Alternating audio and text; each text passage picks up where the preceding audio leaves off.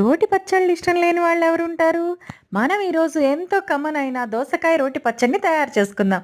ఒక table spoon వేయించిన పుచ్చగింజలు, అలాగే రుచికి తగినంత సాల్ట్‌ని వేసుకొని కొంచెం సేపు దంచుకోవాలి. ఈ విధంగా దంచుకున్న తర్వాత ఇప్పుడైతే ఒక టేబుల్ స్పూన్ ముందుగా వేయించిన వేరుశనగ పప్పుల్ని కూడా తీసుకొని ఇందులో వేసుకొని ఇంకొంచెం సేపు దంచుకోవాలి. ఈ విధంగా దంచుకున్న తర్వాత ఇందులో మనం ముందుగా వేయించి పెట్టుకున్న 10 పచ్చిమిర్చిని కూడా ఇందులో వేసుకోవాలి.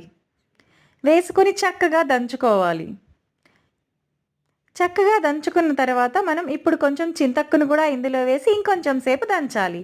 ఇప్పుడైతే మనం ముందుగా నూనెలో మగ్గించి పెట్టుకున్న టొమాటో, వెల్లుల్లి, ఉల్లిపాయ అలాగే దోసకాయ ముక్కల్ని కూడా ఇందులో వేసుకొని చక్కగా నూరుకోవాలి.